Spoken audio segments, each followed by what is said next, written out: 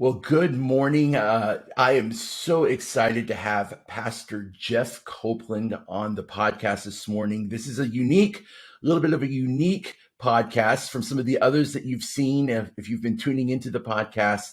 As Pastor Jeff is actually from Alabama, Roll Tide, and he and his church have been heavily involved in working in Eastern Europe over many years, but have had to step up efforts, obviously, as a lot of people have since the 24th of February.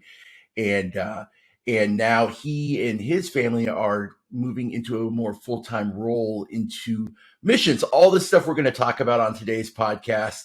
But before we dive into any of that, Pastor Jeff, welcome to the podcast. Thank you so much for being here this morning. Why don't you tell us a little bit about yourself and how in the world you got involved in ministry? Well, Sean, my journey started as a teenager, not really churched, but knew enough about the gospel to know the story, but never really connected to my life personally. And through a little bit of rebellion and kind of trying to find my way, I met a young lady who I was very interested in dating and getting to know, and she was a strong follower of Jesus and invited me to church and kind of heard what I was missing and looking for. And late in my teenage years, I received Christ and started following Jesus. Her church had a sports ministry, which was a big part of my life at that time. And so started getting involved with that, felt the need to share what Jesus had done in my life with the young men coming to the basketball courts. And a lot of young guys started receiving Christ. The church began to notice what God was doing in the ministry. And I wasn't interested in going into ministry. It was just what I felt a Christian should do. It should be a witness. And for me, the best way I knew to witness was to use sports as an opportunity to gather people who didn't know Christ, and after playing, and just naturally share my testimony, share the gospel. And a lot of young guys were receiving Christ, and that kind of led me to deeper involvement in the local church, youth ministry, and God was calling me into ministry. And so in the early 90s, I began my journey as a minister. Wow. So started in high school playing sports, probably, what do you remember what program it was that you were involved in? It was just pickup basketball at a local church who had a life center and opened it to the community. And so I played a lot of basketball, and I just, if you play and you can play competitively, it's kind of a culture where the numbers pick up quickly as the competition rises. So we had good competition, and young men started flocking to the gym through that. So it wasn't anything particular ministry. It was just a kind of using the church's life center and doing pickup basketball and just kind of engaging young guys, teenagers, young adults with the gospel. So I love asking pastors this question. To see if you had your Jonah moment. So when the Lord came to you and said, Pastor Jeff, I want you to pastor a church, what were your thoughts on that? Were you like, Lord, are you sure you have me? Yes. Or? Well, I was the guy who, when church was new to me, even when I started sharing the gospel through basketball, I was just sharing my testimony and the basics of the gospel, and the power of God was working. It wasn't my knowledge or my background, because I didn't have a lot. I would actually leave the Bible study classes early so I wouldn't have to pray. I hated it. I never thought about speaking or being a minister. It was the most foreign thing to me, but God spoke to me through people. As I went to church, and I was just doing what a Christian should do. I was just hearing messages and receiving Bible teaching, and I was going out and doing it. And I had no concept of, ministry or pastorate, but the people in the church kept coming to me and saying, God's got his hand on you. You're going to be a minister. We can see it. And I kept telling them, well, you see something I don't, and they kept going and going. And I think one night in particular was a very a lady in our church. She had a very strong personality. She didn't take no for an answer, and so she told me that you've been sharing the gospel with these guys. You need to invite them to church on youth on Wednesday night, and you need to speak. And I said, well, I have no problem inviting them to church, but I'm not going to speak. And then she said, if you don't speak, nobody will, because I've already announced you as the speaker. And so it was a trial by fire. And so I was scared, nervous, never done anything like that. I've been sharing personally, one-on-one, and but so I followed through, and the place was packed. Those young guys came out, and I spoke, just shared my testimony. I put some Bible verses with it, studied for it. When we were finished, about 9 of the roughest, toughest of those kids were down at the altar crying and weeping and receiving Christ. And that was the moment for me that, it turned from people at the church to the Lord speaking very powerfully to me that I'd be doing this for the rest of my life. And so that began the journey. That's awesome. So when did you become the senior pastor there at First Baptist in Robertsdale? I started in Robertsdale in June of 1999. Okay. That was they were my second church out of seminary. I finished seminary in '96, and my first church was a rural area of Alabama. I spent a few years there, and then Robertsdale called and asked for me to consider becoming their pastor, and I started that journey in the summer of '99. Summer '99. Okay, so let's talk a little bit about kind of your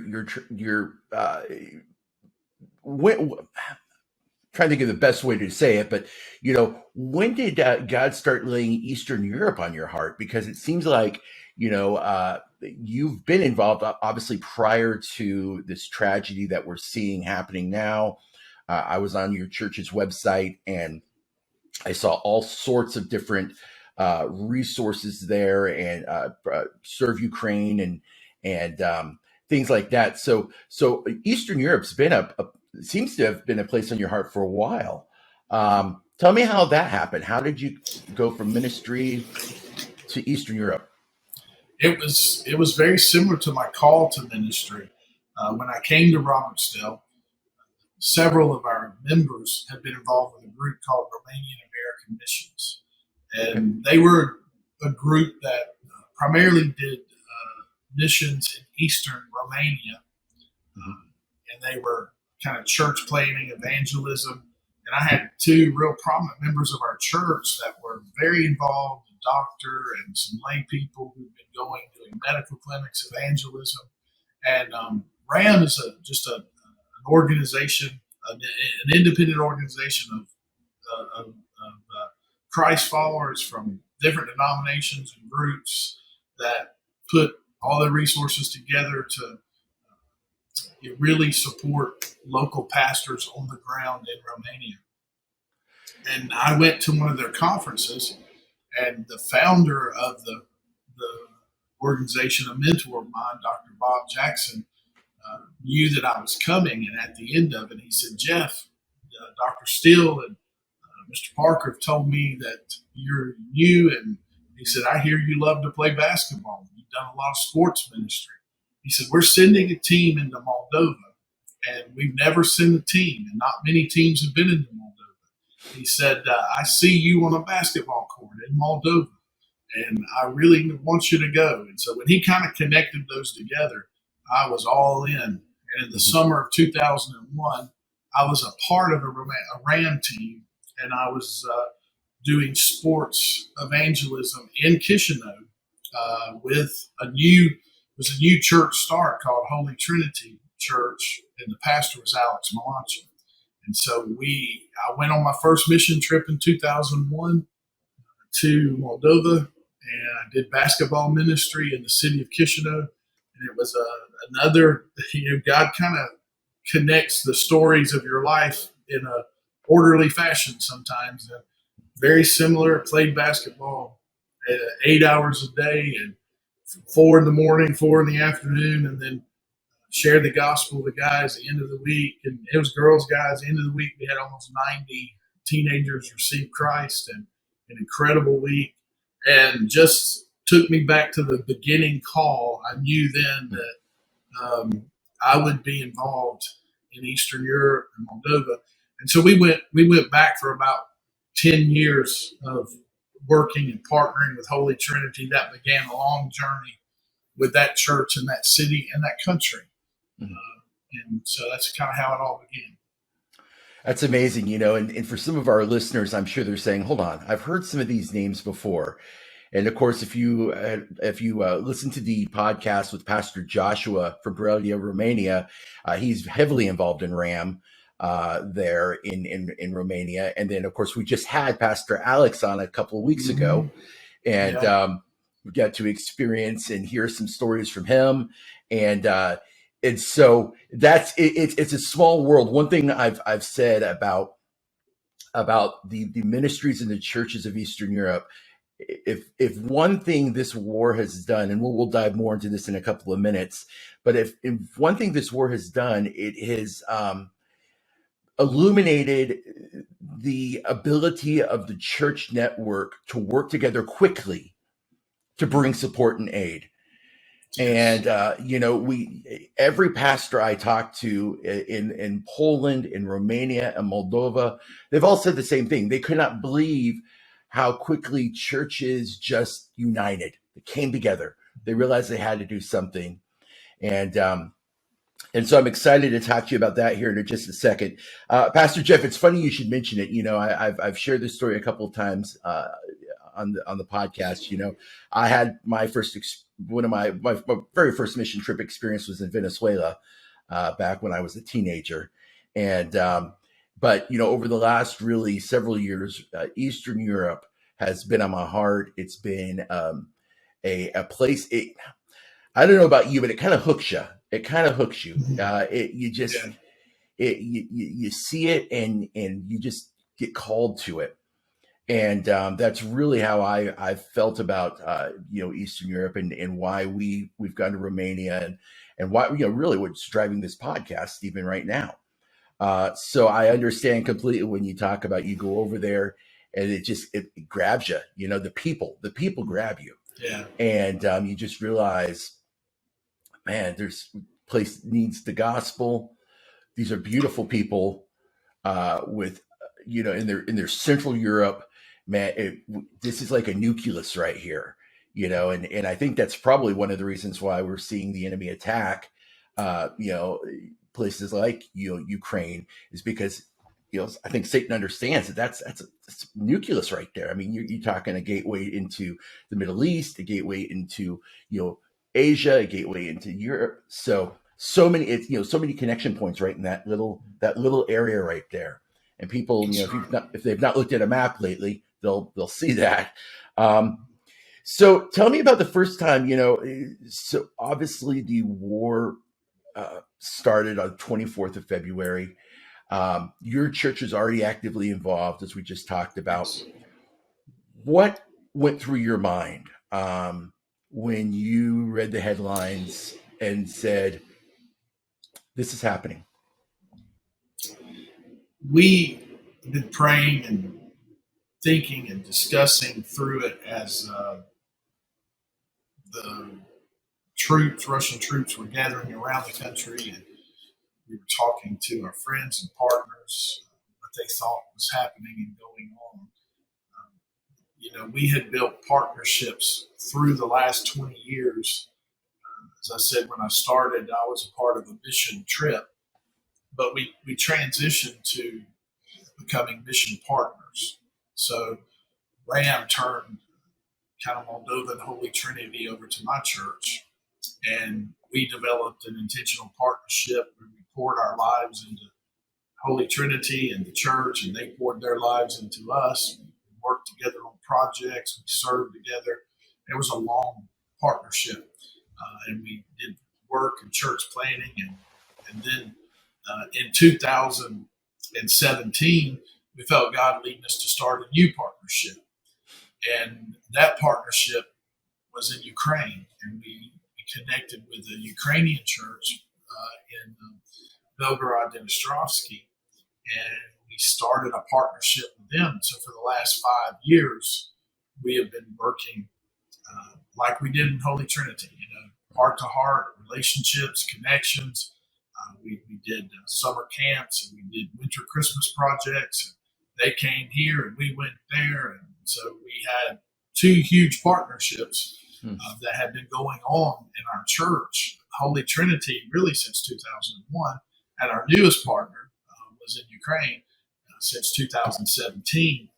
And as the war began and we started realizing what was happening, all of our partners were right in the path of it. And so, right. And these folks are our family. They're not just. It's not just when you share a partnership and relationships. They become family, spiritual family. And we've stayed in their homes. They've been in my home. They've been at major events in my family's life, my children's birth. We named our daughter Alexis after Alex, and I've been at their weddings, their families. And so, when your family is facing that type of suffering, we were immediately pulled into it from a relational standpoint, both in Ukraine and Moldova.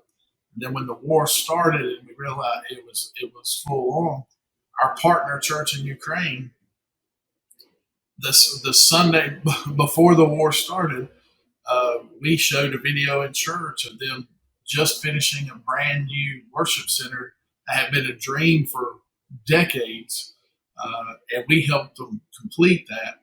And so before the war, we showed the video. Then the next week, we show a different video of the circumstances that they were facing. So, and then Alex was, hosting refugees. We had partners at the border that were leading the feeding and connecting of the people coming from Ukraine into Moldova. And then we had our church in Ukraine really central to a lot of relief efforts. So once it started, we knew that God was leading us to be involved at a relational level, but also we saw where through this, there's certainly darkness and a lot of fear and a lot of uncertainty, but our partners were rising up also to do good work. And so we were right there with them from the beginning. Wow. When was your first time back over to Eastern Europe? I know you've been over since the war has been going on. When was the last time you were there? What were some of the things that you saw? Both kind of the good, the bad, and the ugly. Tell me a little bit about that from the especially from I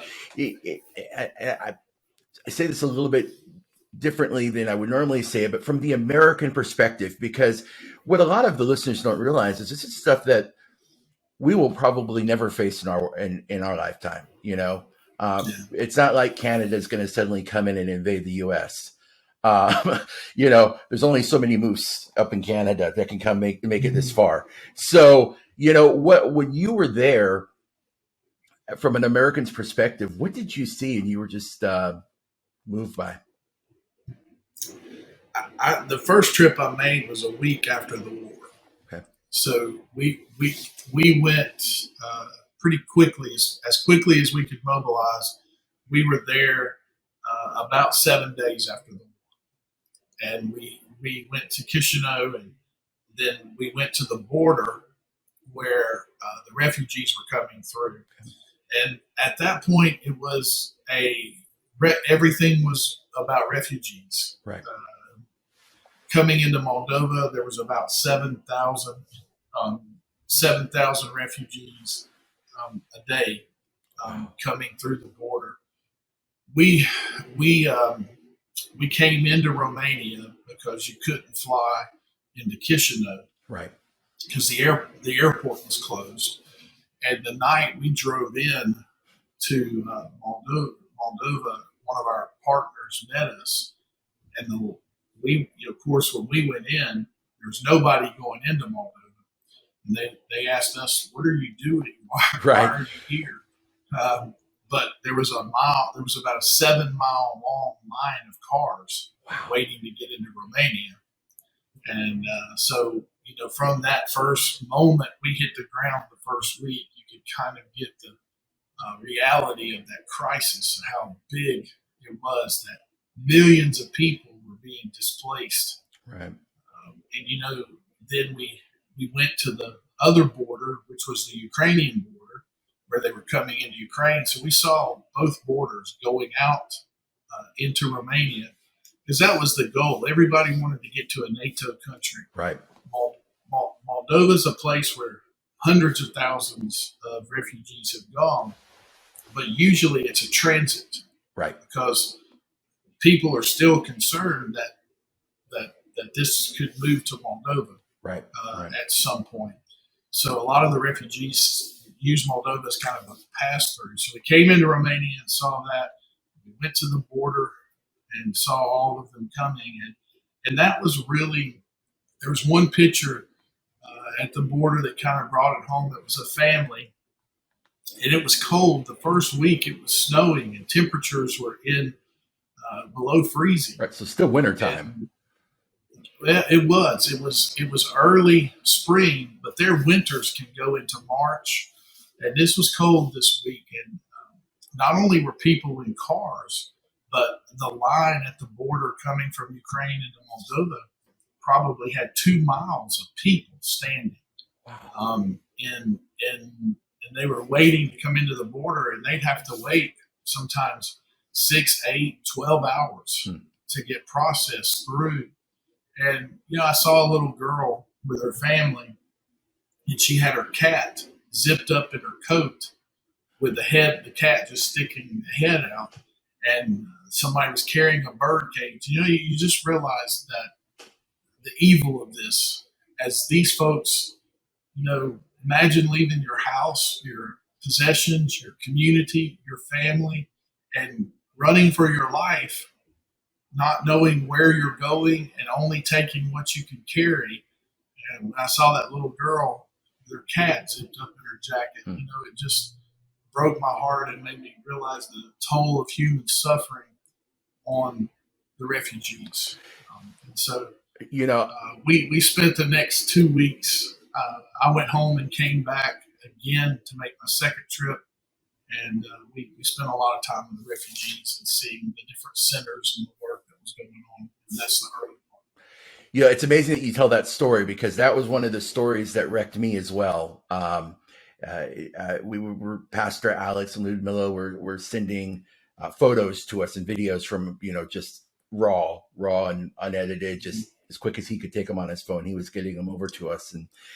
And I remember this picture of this little boy. He was sitting on his suitcase, probably all he had left, right? I mean, that was it. Like, it was that suitcase. And he was just holding his little puppy. And he was sitting in Pastor Alex's church against the railing somewhere. And his parents were probably doing some paperwork or processing or whatever they were, having to do there. And you just looked into his eyes, and there was just this sense of shell shock, and I remember I stared at that picture for probably 30 minutes on my computer. And I was just praying. I was praying for him, for one thing. And second thing, I was just wondering what is in his mind right now? What is he thinking? And, he couldn't have been older than 9, and it was just him, his dog, and his suitcase. That was it. And that picture stuck with me too. So I know exactly what you're talking about when you see stuff like that. As a parent, it's the vulnerable that hurts you. Yes. It's bad for everybody. Yes. And it's terrible that anyone is going through what they're going through. But a lot of people paying the highest price are children and elderly. Yep. I'd see, I saw people my mother's age in their 80s walking with a cane and standing in a line in the cold for hours. Wow. And it's just when you see the vulnerable, the sick, the suffering, and then the most vulnerable can't get out of Ukraine. Right.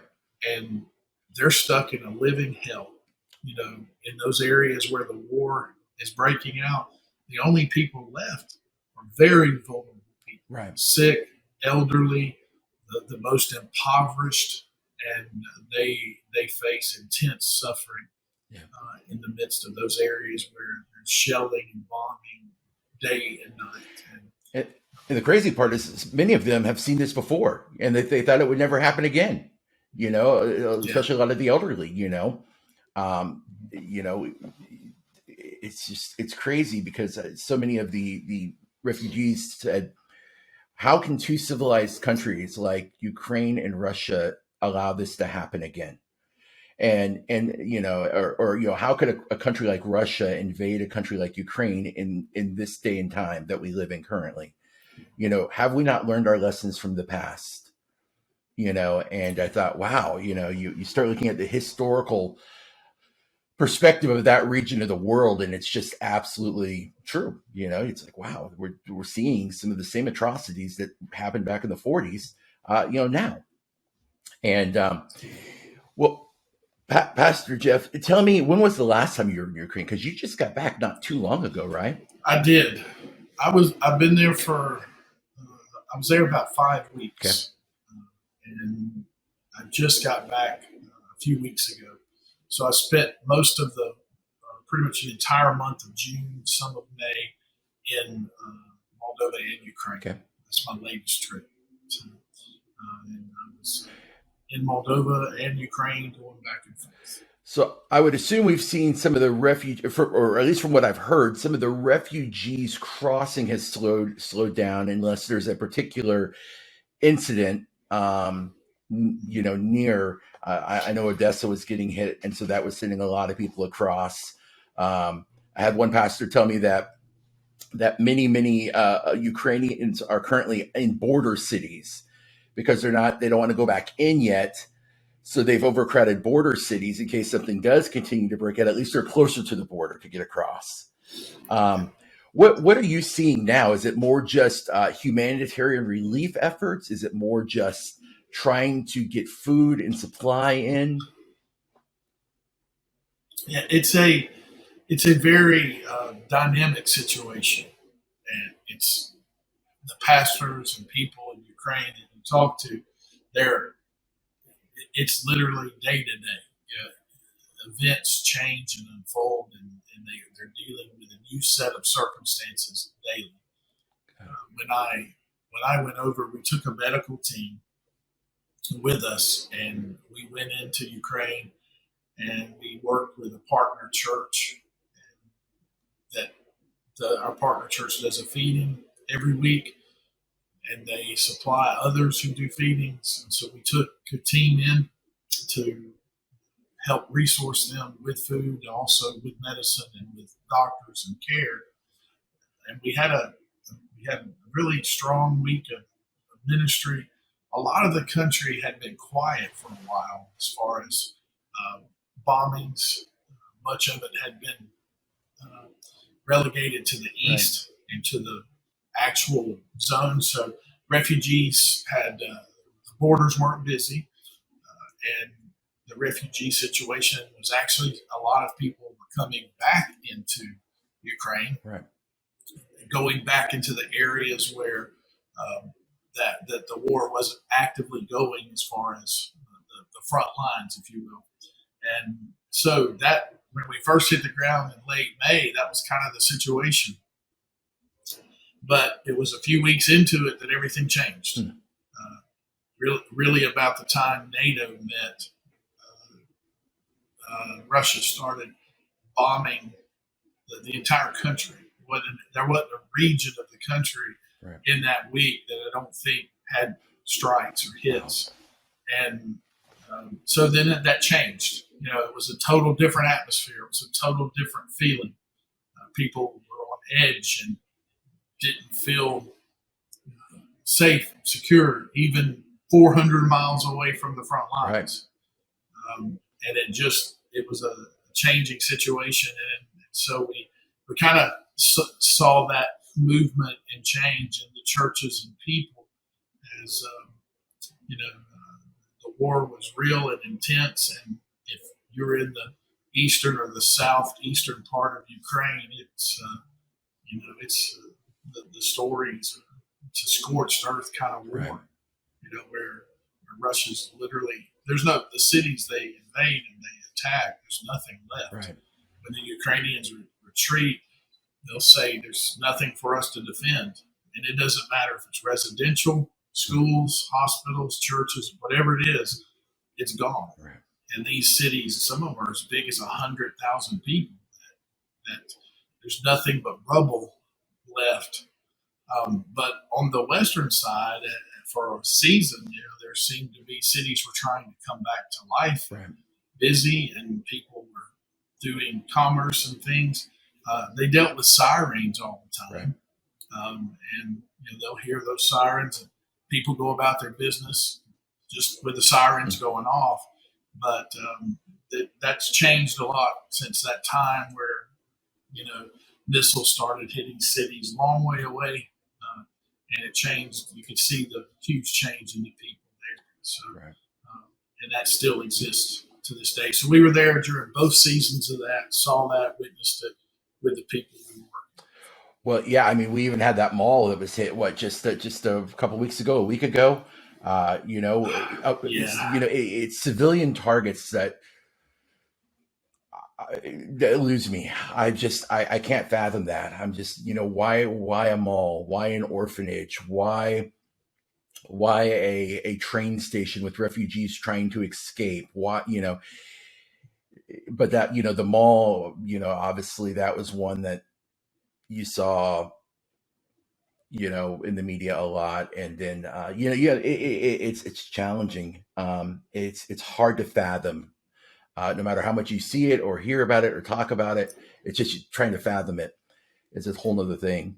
It's very, evil has no, there's no sense or rhyme or reason to evil. And it's a lot of what you're dealing with, because this is senseless. If you can read and ask, what is this about? What is the goal? What is the end? But you displace 5 to 7 million people. Right. You're destroying entire cities. Right. I mean, not just winning a war against an army, but you're destroying entire cities to the ground. When you get them, what do you have? What do you exactly want? What is the purpose? And you see all of this intense suffering, and there's just seemingly no. You can't hear any articulation of why, or what's your reason, what's your purpose, and so it's heartbreaking, it's gut wrenching, and then when you're there and you see it, it's one thing to be over here and read it, right. But when you look the people in the eye that are afraid to go to sleep at night because they don't know if the missile hits their high-rise residential complex, right. Or they're afraid to take their kids out. We were walking around with friends, and sirens go off, and little kids run and grab their parents, and it's just that being there, seeing it, looking in the eyes of the people, and you know them, you love them. We've shared life for years now, and it's hard on them, and I hate, it just makes me sick, and to think about what they're going through. I was able to leave. I have a passport that allows me to leave and go to a place where I live in safety and freedom, to go vacation and do with my family. It just breaks my heart that a blue book with another country on it lets me live there, and and that's the heart of the ministry that I'm involved in, is just trying to, everybody deserves that. That's just because they live in another geographic region doesn't mean they shouldn't have it. And let's shift gears to that a little bit. So I know I was reading through your website and your Facebook, some of your social media, and it looks like you're transitioning out of being the senior pastor there at First Baptist and moving into a time of full-time You're going from pastor to missionary pastor, pastor missionary. And so tell me a little bit about your new organization, what kind of your heartbeat is, what your goal is, where you see that going. I've been praying through this transition for about 5 years. And I've been a pastor who's been very involved in missions and leading our church to be in missions and specifically, like I said, mission partnerships.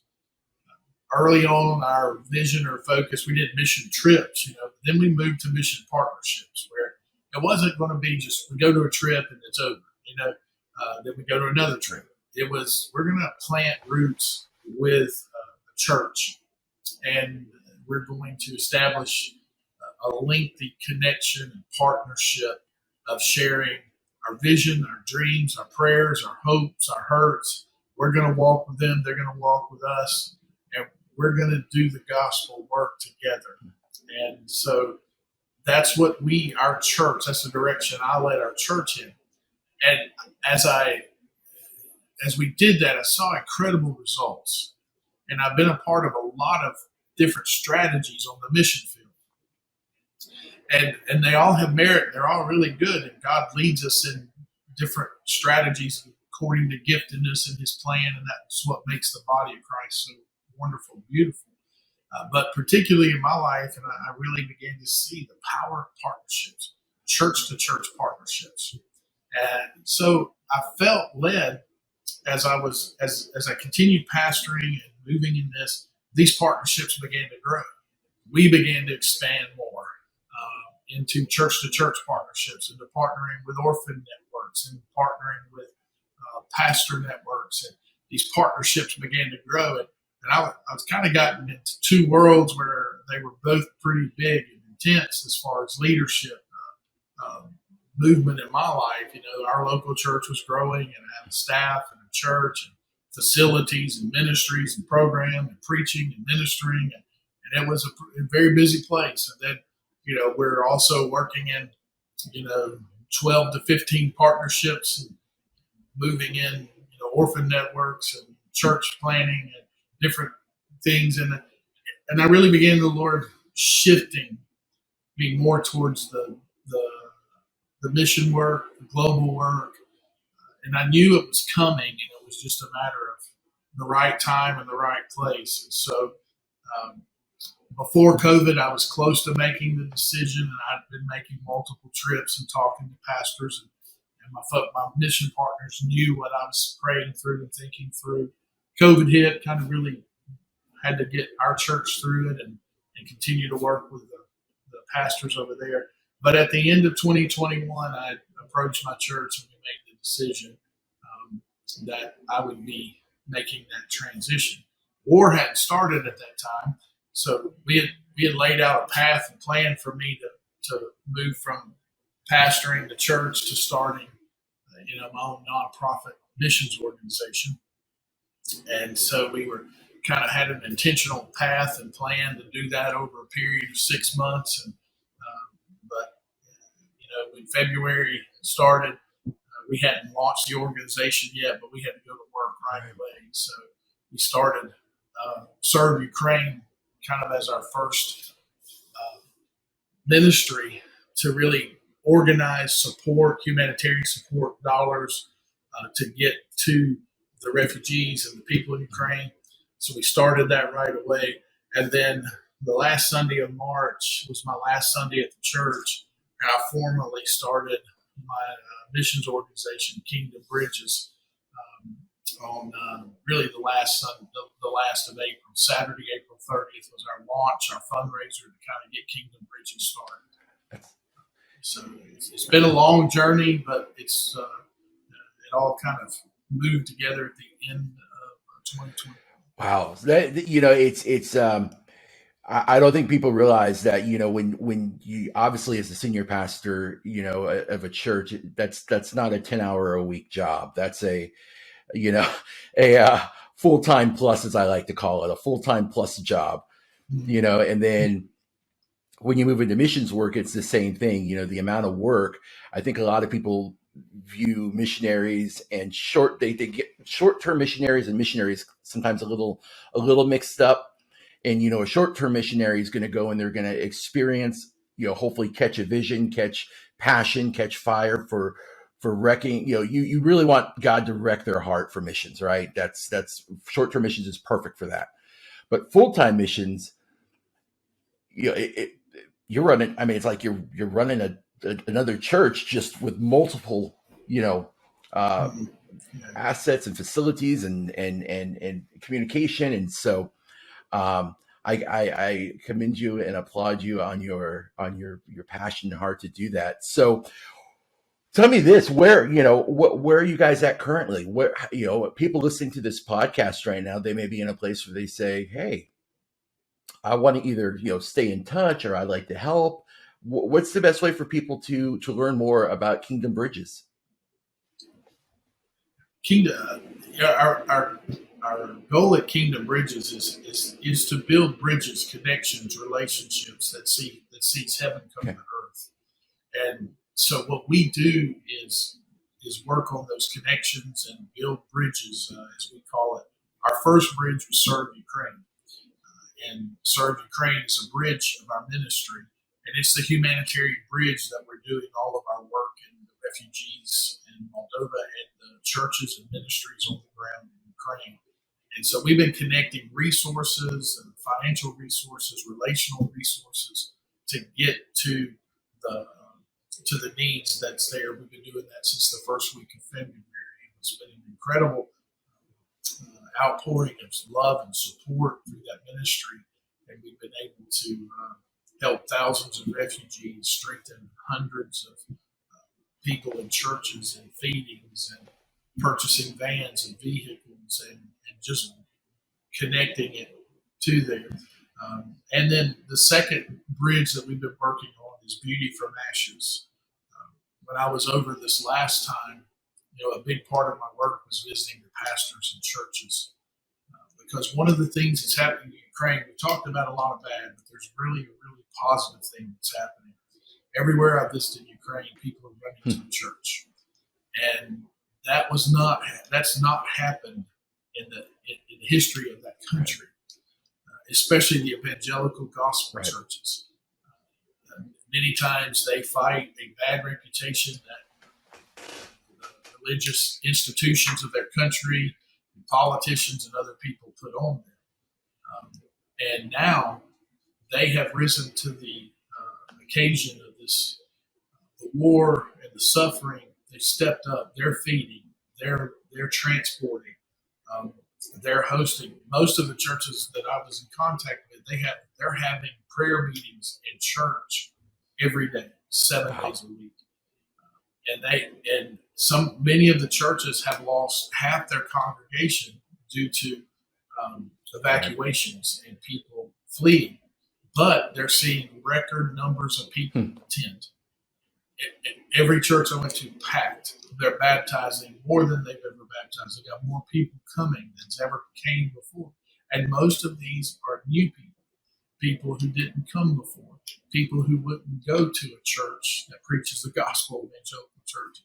So the beauty from the ashes of the war is the local churches. I love that. In Ukraine. And they're bringing the light, they're bringing the hope. They are strong, valiant, courageous. And it was a joy to go see them, to preach and to love and minister with them. And so our second bridge is Beauty from Ashes, and we are trying to connect.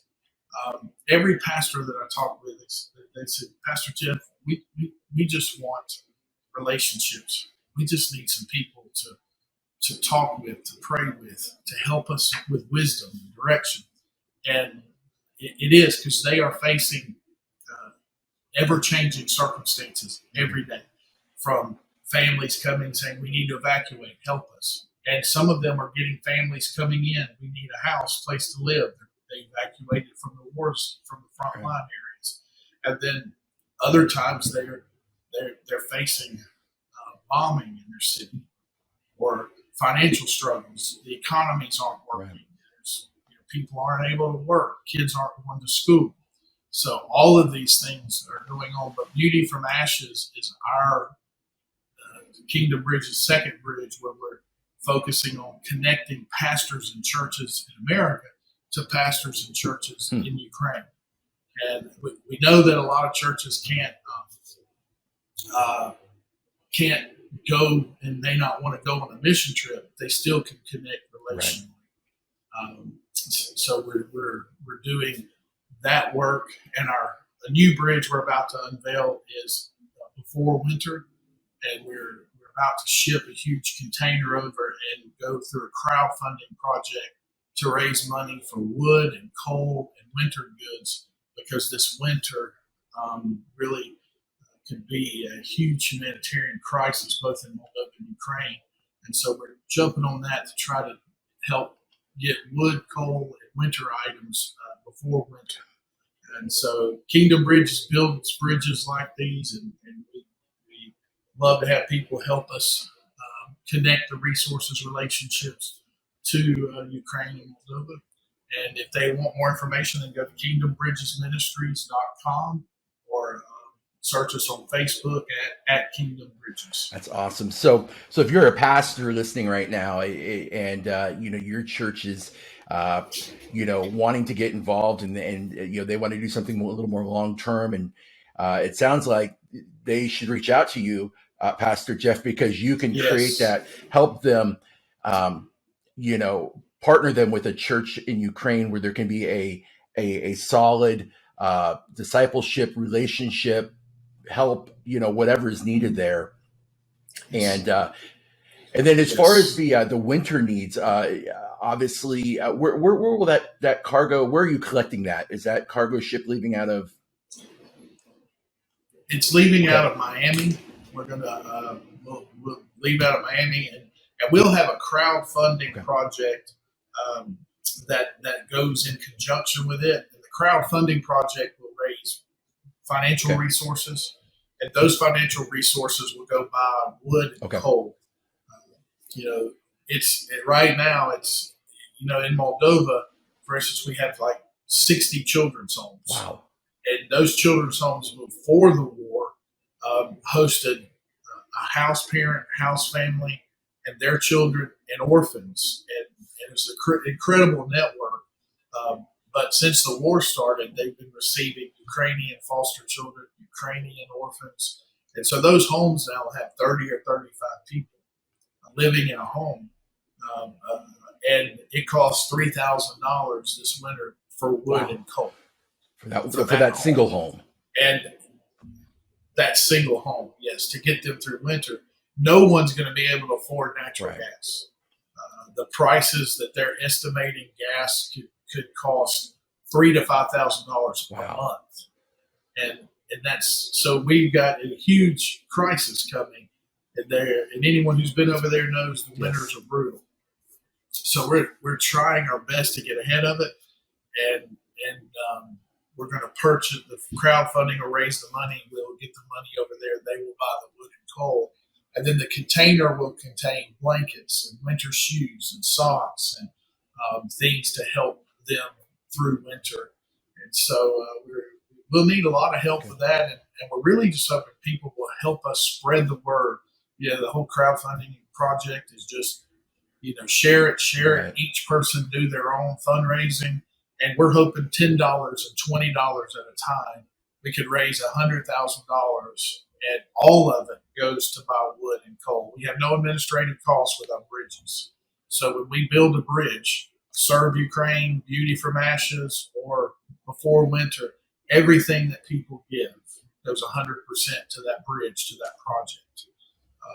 And so if people are looking for resources, ways to do it, we have Ukrainians working with us in the country. We have Moldovans working with us, and we have a 20-year track record of working, and we'd love to have folks help us, especially with this Come Before Winter project, and pastors. Man, I hope pastors listening would have a heart for their fellow brothers in Ukraine. In the Bible, pastors and churches shared those burdens together, and that's the main reason I went over the last time. I wanted to look my brothers in the eye and say, look, you're not alone, and we love you, and we're here for you. And we have a lot of those pastors. We have a network right now in Ukraine of about 20 pastors begging for, and it's not about the money. They never even ask for money. They were asking for prayers, for relationships, for other pastors to connect with them. And so I really do hope that pastors are listening, that that their heart would be touched for their brethren who are serving God and doing incredible work, gospel work. The gospel's moving, God's working. Great things are happening in Ukraine. In the midst of the ashes, there is beauty. And those pastors are key to it. And so anyone who would love to connect with that, go to Kingdom Bridges Ministries, send us an email, reach out to us in any way. I'm easy to find on Facebook, Jeff Copeland, and Kingdom Bridges is easy to find on Facebook. And you reach out to us, we'll do our best to connect you to those opportunities. And in addition to that, of course, if you're watching or listening to the podcast right now, make sure you, I will include the link to Kingdom Bridges on all of the different channels where this is posted. So just click over there, click on them. Be sure to follow them. As Pastor Jeff just said, one of the best ways is to help share the word, get the word out, let people know what Pastor Jeff and his ministries are doing. So be sure to follow them, like their content, and let people know that this is something, an easy, tangible way that they can get involved. They don't need to be millionaires. They don't need to have to be able to write the $20,000 check. I mean, it's great if they can. I doubt, Pastor Jeff would turn that down. He probably knows some places where that could go help. But, we have so many people reach out saying, hey, I can only do $5, $10, $15, $20. Perfect. There's ways that you can take that money and we can use that as a catalyst to help those who are most in need. And Pastor Jeff, we're a little going a little long on this one, so I apologize for that. But for those of you listening, go back onto our Instagram, and because by the time this podcast airs, you're going to see some phenomenal photos and videos from our guest this coming Friday from Vitali's church, which I think Pastor Jeff is one of the churches you partner with. Yes. He has provided some photos and videos of these feeding from where it started with just a few people to now where there is, it appears to be hundreds and hundreds of people coming together just to get some groceries, to get some help. So you can see that need there through Project Serve Ukraine and what they're able to do there. So, well, Pastor Jeff, I just want to say thank you so much. Thank you for your heart. Please let us know if there's any way we can help. And we look forward to hearing what happens with your ministry, but most importantly, how we can connect U.S. churches with Ukrainian churches and how we can continue to pour support. Because as I've closed every one of these podcasts with, there's still going to be we're still in the middle of war. Just because it's not on the front page of the newspaper or the front page of the website doesn't mean it's over. There's still active situations happening all over Ukraine right now, even to today. And then once it is over, there's going to be a massive rebuilding project that's going to need to take place. Very strategic to make sure that people can be safe, feel comfortable, and that we can supply them with the spiritual, mental, emotional, and physical needs that they're going to have as they try to rebuild life. So keep that in mind as you're thinking about how you can be involved in the future. And Pastor Jeff, thank you so much for being on today. Anything else you want to close with? Appreciate it, Sean. Thank you for the opportunity. And it's just it's a pleasure to get together with like-minded, kingdom-minded people who have a heart for the Lord and His work. As we partner together, and that's the key, I think, is together we can. That's what we're called to do. If we can come together and all do what the Lord needs us to do, that's the light, the hope that we have. And so I appreciate the opportunity, and God bless you folks as you continue to share this important information. Because as you said, it is going on. And in many ways, it's more intense than when everybody was reading about it, and everybody was so impassioned about it in the early days of the war. I can tell you from being over there for 5 weeks, and I was there the first time. I was there the first week, and I just got back. So I've seen both sets of situations, and I can say it's more intense now than it was the first day I arrived. And what the Ukrainians are dealing with now is